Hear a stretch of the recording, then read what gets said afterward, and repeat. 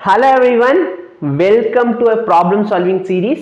இந்த சீரீஸ்ல பாத்தீங்கன்னா இன்னைக்கு வீடியோல நம்ம கரண்ட் எலக்ட்ரிசிட்டி லெசன்ல இருக்கிற மல்டிபிள் சாய்ஸ் क्वेश्चन சால்வ் பண்ண போறோம். வாங்க क्वेश्चंस சால்வ் பண்ணலாம்.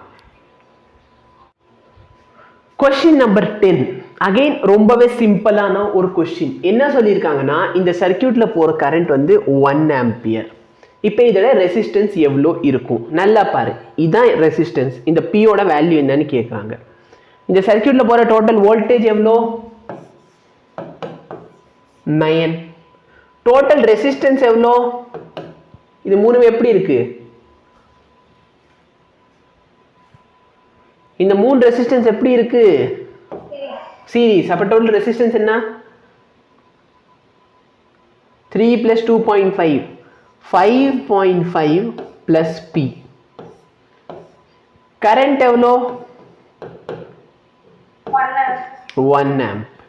அப்ப resistance is equal to voltage by கரண்ட்னு போடலாமா? ரெசிஸ்டன்ஸ் எவ்வளோ? 5.5 plus P. வோல்டேஜ் எவ்வளோ? 9/1. அப்ப 9. அப்ப P ஓட வேல்யூ என்ன? 9 minus 5.5. புரியுதா? 3.5 ohm. 3.5 ohm இங்க இருக்கு. Okay, so 3.5 ohm. சரி, ரொம்ப சிம்பிள். நல்லா பார்த்தேன்னா இந்த இடத்துல என்ன வேல்யூ வச்சா இது மொத்தமா சேர்த்து எனக்கு வந்து 9 ஆம்பியர் 9 ohm கிடைக்கணும். ஏன்? ஏன்னா அப்பதான் என்னோட கரண்ட் வந்து 1 ஆம்பியர் இருக்கும். என்ன கரண்டோட ஃபார்முலா என்ன? Voltage by resistance.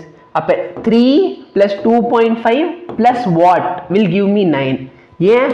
ஏன்னா மேல 9 இருக்கு. அப்ப கீழே 9 இருந்தா தான் இந்த ஆன்சர் 1ன்னு கிடைக்கும். கரெக்டா? அப்ப இந்த P க்கு நான் என்ன வேல்யூ வச்சா 3 plus 2.5 plus P will give me what? 9.